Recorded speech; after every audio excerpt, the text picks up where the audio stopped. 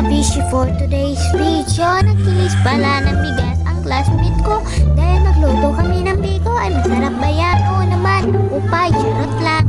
Naglalakad na pala sila patungo sa office ni ma'am dahil malayo iyon. Dahil ang layo ng tubig, siguro marami akong pera. Bibilan ko talaga sila ng tank ng tubig. Charot lang.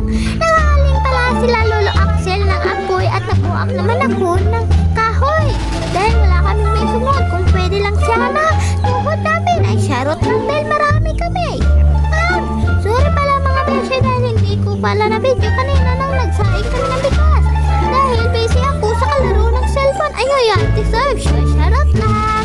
Nilagyan na nila ang kawali. Ano? Saan? Siyempre sa kapoy.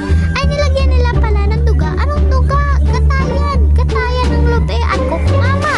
Para kuko yan. Ano yan? Coco Martin? Sure.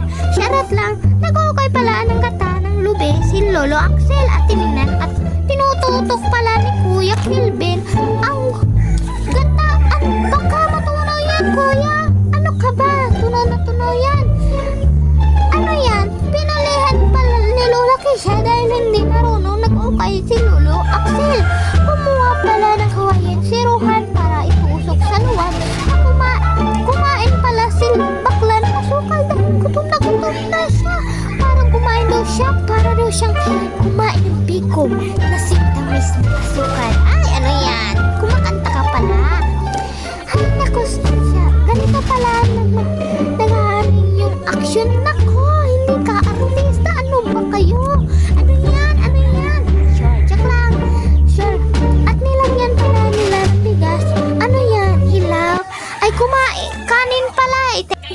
At nag-uukay pala si Lolo Axel para ma-mix. Sure, mix lang. Hindi yan migos. Ay, nako. Ay, ang hirap pala magluto ng biko. Parang ang hirap mapagmahal. Ay, sure.